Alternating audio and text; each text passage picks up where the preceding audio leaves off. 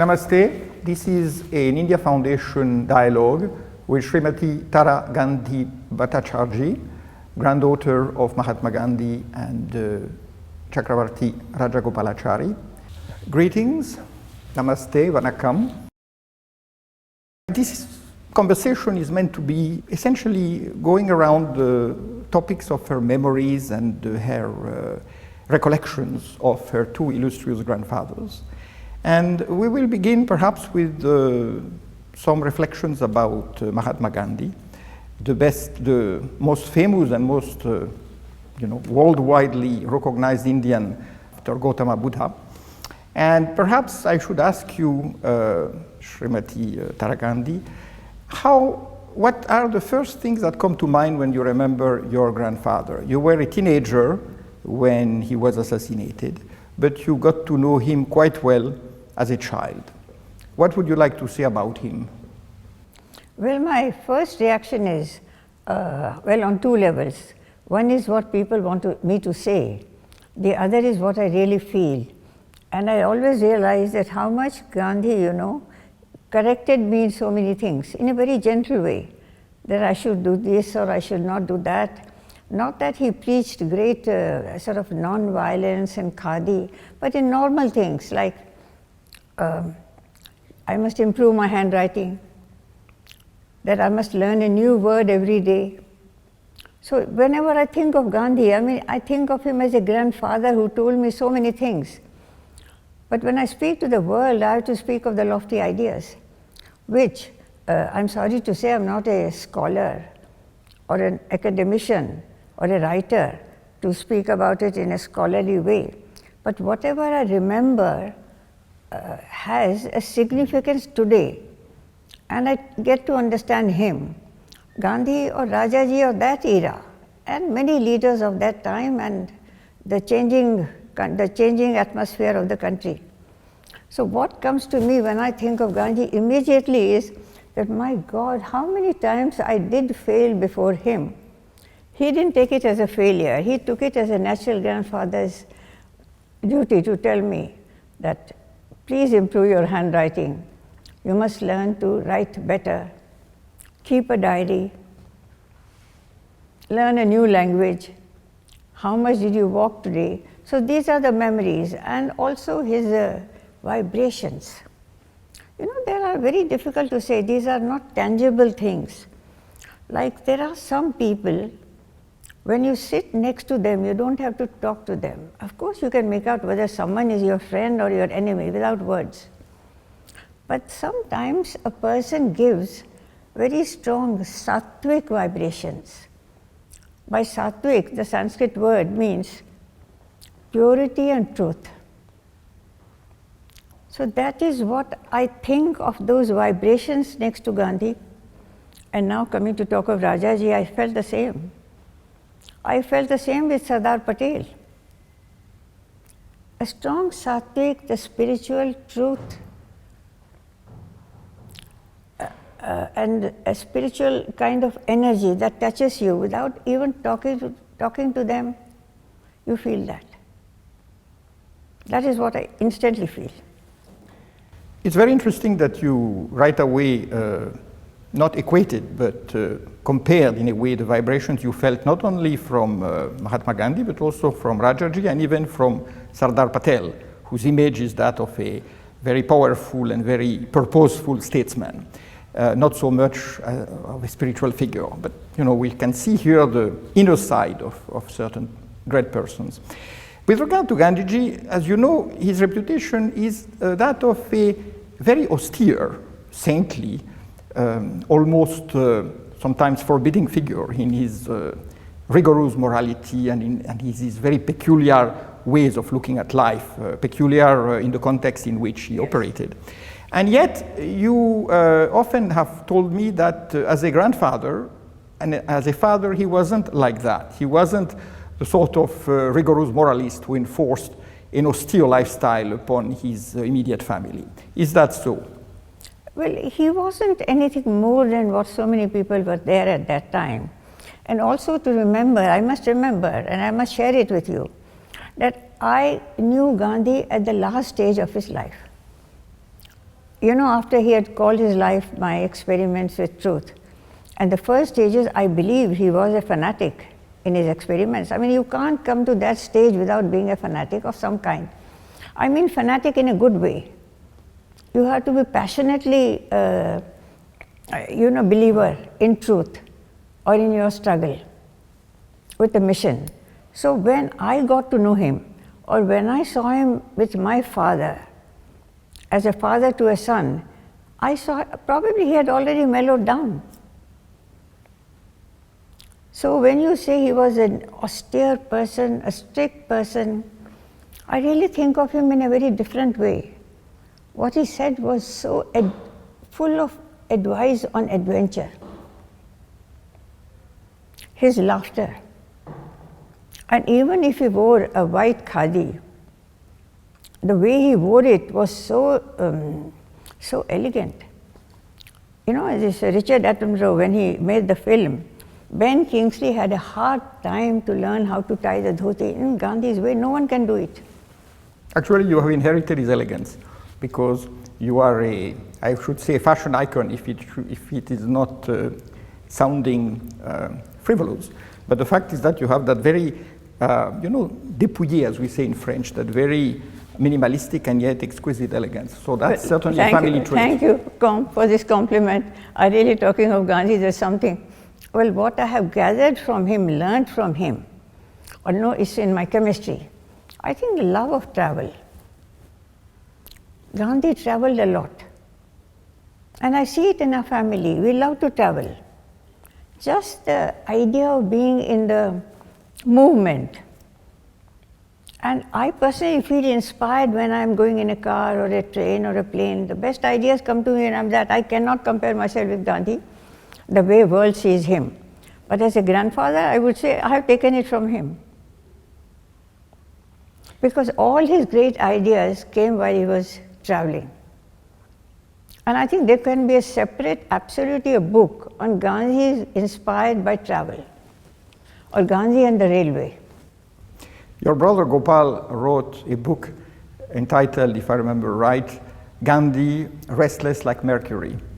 And I think that refers to what you are alluding to. His restlessness in youth, which essentially betrayed his immense curiosity. I mean, few people in the world have read and written so much as Gandhi during his lifetime. Yes, I mean, Tagore did it. Tagore did it, and Rajaji did it, and so many did it. But Gandhi is restless, because whenever he sat there, I mean, he sat straight. He didn't look a restless person. He was so much a man of the moment that the word restless actually doesn't suit him.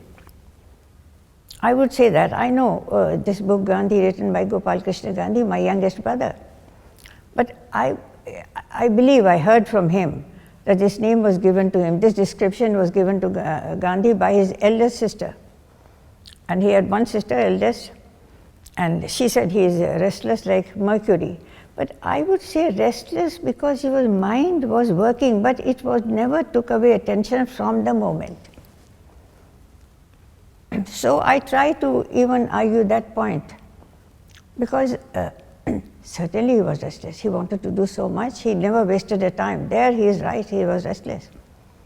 What to do with the time? I mean, when he traveled, I mean, if I travel now, it's different. I mean, you go take the train, you want to know when you come back. Unfortunately, I don't have the possibility of going in a helicopter. But what time does the flight leave? When can I get back? When do I go to another place? Well, that is another kind of restlessness. But Gandhi, where he went, he stayed on there. And he saw the situation there. The earth, how fertile it was. What was grown there, agriculture. What people were wearing. What is the work they can do. How can they earn their livelihood? And what is the extra things they are collecting? So slowly Gandhi, because Gandhi was a minimalist, I mean, he didn't call himself a minimalist because that word was not used that much. He was an original minimalist, and I would call Rajaji also an original minimalist. So in that way, he was doing so much. Naturally, he was restless as Mercury.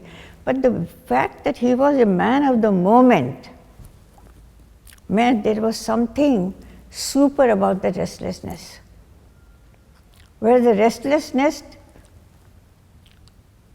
sort of, I don't know how to say it in English, the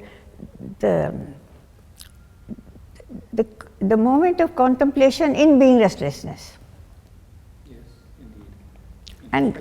And another very great quality of Gandhi, I'm not saying it's great admiration, because I'm the loser. He never spoke of the past. I mean, he would be coming from Noakhali or Champaran or South Africa, and he would, let's say he met me. Before that, he was in Calcutta. He never spoke about what happened there. He was such a man of the moment. He took me for the moment, looked at me, thought of my background, and saw how he should talk to me. He was a great psychologist. Indeed, that's probably one of the reasons for his immense popularity, and his more than popularity actually, the acclaim he got. The way people feel that he belongs to them, that is the secret. He was a great psychologist. That is how he treated the British, and he knew how to deal with every culture. That was a great thing in him. But he never ever spoke about the past, and my father got it from him. Never spoke of the past. So about your question about restless being, this is how I'd put it. But he saw me, I was very close to my grandmother. Now, you can't talk of Gandhi without mentioning his wife Kasturba. Indeed. That's impossible. Because they were both the same age, 13 plus. And they got married, and little did the girl know that she was marrying a man, the greatest man, as you said, after Buddha, and who is going to call his life experiments with truth. We started in every aspect of a holistic thought. What to eat, what not to eat, why am I wearing a turban? It's a waste of cloth. I have done this, I have tried this, I have tried eating meat, I have taken alcohol.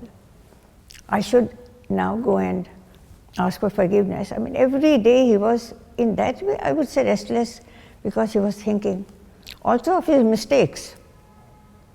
So Kasturba, what did she feel at that time?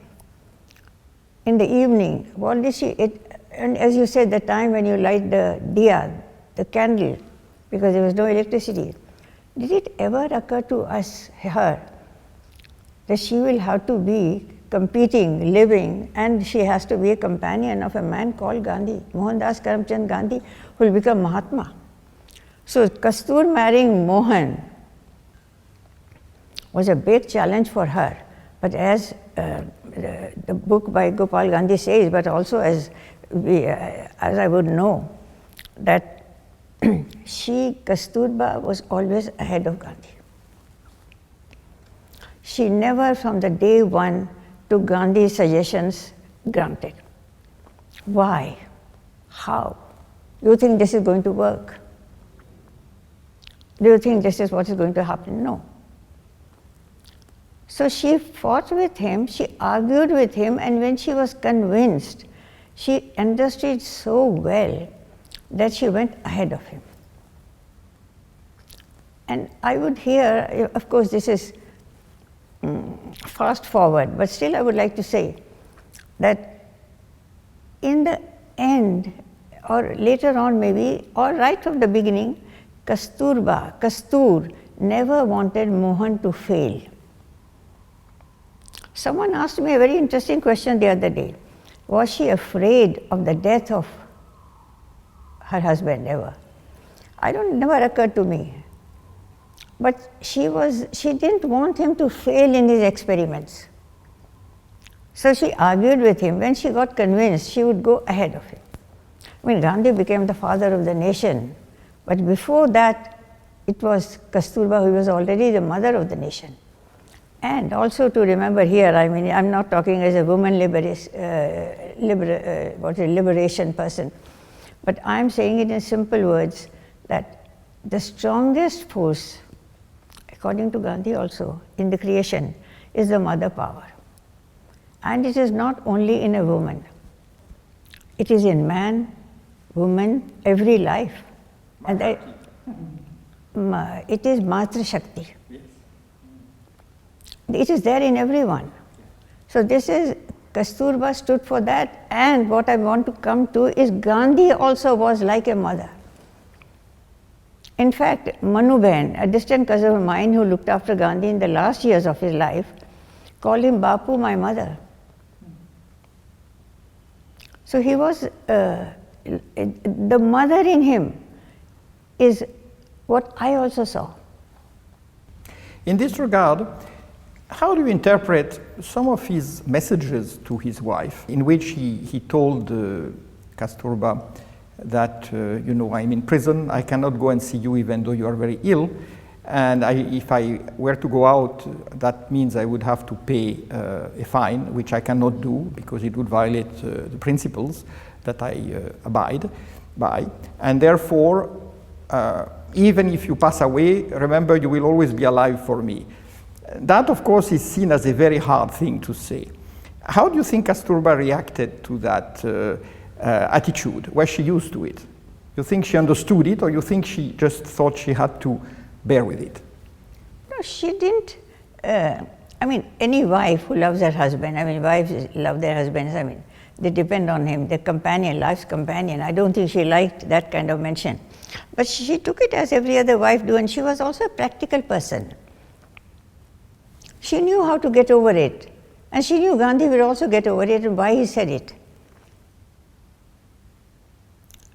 But it was in her, what was very strong in her, that I think that she was happy she went before Gandhi. In the Aga Khan Palace, I believe, according to a book, I don't know whether it's translated in English, written by Dr. Sushila Nair, a great devotee of Gandhi, almost like his daughter. She was like a godmother for me. And she has written this book called Karavas, Imprisonment of Gandhi, where she says that Kasturba was so ill, and Gandhi went to Aga Khan Palace, imprisoned there with others, with Mahadev Desai, Pyare Lal Ji and others. And Kasturba said to Sushila, Sushila Ben, take me to Bapu. And Sushila Ben, okay, I'll tell you, they were waiting at the station. So she said to Sushila, Sushila, do you think, look, if the whole world is moving in a normal way, what is Bapu doing? I mean, South Africa was a different story. But you think he can win here in India? I think something is not right somewhere. But in the end, I want to be with Bapu. And I believe they went to Aga Khan Palace, and as they were climbing the stairs, I'm sure you've been to the Aga Khan Palace, Pune, and the first steps, you know, of the palace, they're very well engineered steps, and you walk on them. Even now, I recollect the time when I used to visit them with my parents when they were imprisoned. And Kasturba walked on those steps, and Bapuji came up to that. I don't know, I think how he was allowed to come away from his corridor where he was imprisoned. And he said in Gujarati, have you come on your own, or have they brought you in? Has the police brought you in, or have you come on your own? So Sushila Nair said, Bapu, stop. This is not the time to ask these questions. She is ill, she has fever, high fever. She cannot live anymore without you. Don't ask these questions. And Bapuji was quiet. So Kasturba entered. So she was adamant. She was not, she was a very strong woman for sure. Yes. Well, women in India, women's liberation is, they need a tool to become literate, otherwise they're all strong. And she went in, and she was lying in, she was not well after that. Although Bapuji said that later on, he said in the jail that Kasturba's mind is only in the ashram. She wants to go back to the Sevagram ashram, but she won't leave me. The government even told her that if you're not well, you can be let out. And she said, no, I don't want to get out because so many sisters of mine are in prison, we have no news. Now we have the telephone, this gadget, that gadget. I mean, it's impossible to believe we are talking of some other age.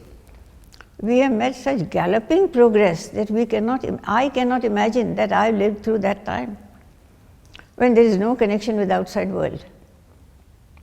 But Kasturba was lying there, used to be lying on the bed whenever we went, and it was not an easy thing to go and visit them there. We used to book in advance the train, book a sarai. A sarai, you know, is a sort of a, what shall I say? Hotel. I mean, it's yes, a kind of hotel, a rest house. And you do your own cooking, and you take a tonga or a rickshaw and get to the jail superintendent's house. My father would get down, take the permission, and we would be my two brothers. Gopal was not born then. And my two brothers and I would be fighting because 2 hours in heat, you know, what do? You fight. And so when is our father coming, my mother would try to pacify us. Then my father would come with a smile, and that meant that he had the permission. And when we entered the so-called the prison, the Aga Khan Palace, invariably Gandhi, I found him sitting straight on a mattress and spinning or writing, and Kasturba lying. And his face would sort of lit up. And here I want to say that he was a family person, although he doesn't belong to India alone. He doesn't belong to even South Africa. And I really like to say this to South Africa because with every right they call him a South African. They have every right. But he doesn't even belong to there. He doesn't even belong to any country. He belongs to the entire humanity. Yet, I would say he was a man of the family. And he would smile and he would show us the badminton court where he would play the badminton. And I would be sitting next to Ba, as we called our grandmother. And Ba would say, you also go and see where Bapuji plays the badminton. And Bapuji would show us the badminton. And one day he said, look, he told my father, and I remember the jest he made. He said, look at the black curtains. They're afraid that people will see me. They don't want people to see me, so there are black curtains. He did that, smiled. I mean, that gesture I cannot forget, which was so liberated, so forgiving, so understanding, that described his whole persona. Then he would talk of different things.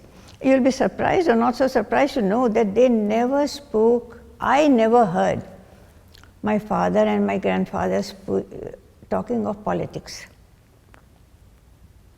or Nehru or the issues. I mean, in the jail, of course, I don't know what they spoke of. When are others coming out, and my father would give some news from outside. That's about all. But otherwise, later on, I used to see my father very close to Gandhi when he came to stay before the independence. Ba was gone by then. And they were staying in what is known as Valmiki Ashram, next to St. Thomas School, where I was a student. And my principal was a very strong anti-Gandhi and pro-Churchill person. But I tell you, if I had not studied in St. Thomas, I would not have learned anything about democracy. I learned everything about democracy from Miss Jerwood in St. Thomas.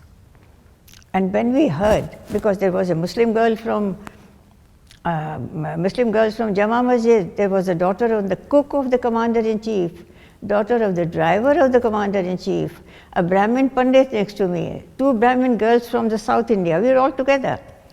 And Miss Jerwood never spoke of Gandhi or pro-Churchill. She was supposed to be a frail woman, very gentle.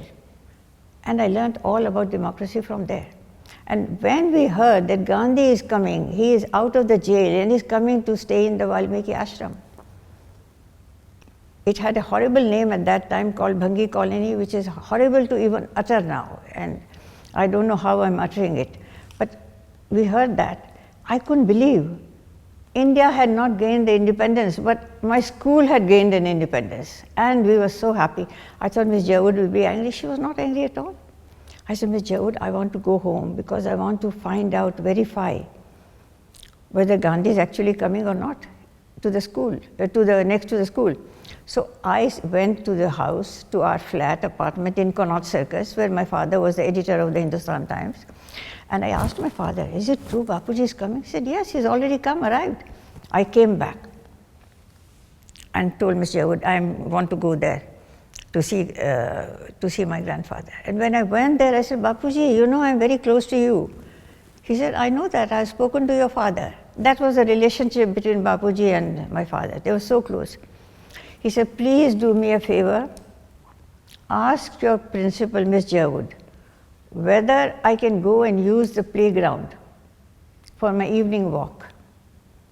So I ran in, Miss Jerwood, it was an adolescent girl, Miss Jerwood, can my grandfather use the lawn for his evening walk? Of course he can use it. Good, straight, stern answer. I went to Bapuji, Bapuji, you can't walk, we can't walk. Okay, so he pulled my ear. He said, you must also learn to walk with me. I said, yes. So every day we would walk. The third day, Gandhi said, can I meet Miss Jerwood? I want to thank her. So happy to do errands for Gandhi. I ran in. I said, Miss Jerwood, my grandfather wants to meet you. He said, no, I will come out. She came up to the lawn and Gandhi said, thank you, madam, thank you, Miss Jerwood. I don't know whether he said madam or Miss Jerwood. I think Miss Jerwood, for allowing me to use the lawn. She said, you are welcome. You are welcome, Mr. Gandhi. That's about all, and she went away. And so, there is something common between some people of that era who, although had different views, were like each other. You said something very interesting about the fact that there was no apparent talk of politics between your grandfather and your father. And that brings me to the question I had in mind sometimes when thinking of Gandhiji. What was his attitude to party politics? Do you think he was interested in it, or he thought that, from what we know, he didn't think there should be political parties in independent India? He felt that even Congress should dissolve itself. So what was, not that he necessarily told you what he really thought about that, but from the exposure you had to him, what do you think he had in mind? Was he more of what I would call a social, cultural reformer and, in a way, I would say perhaps a prophet or at least a seer, who felt that politics was just an instrument to reach certain goals? I didn't, even if I heard them talking about politics, it probably didn't mean anything to me in my mind. We were born with the Congress Party, we were born with Gandhi, we were born wearing khadi. So, I grew up like that. But now when I look back, I realize Gandhi was a very despondent person after the independence. It was easy to get the enemy out, the foreign enemy, but the fight within us, the enemy within us was difficult.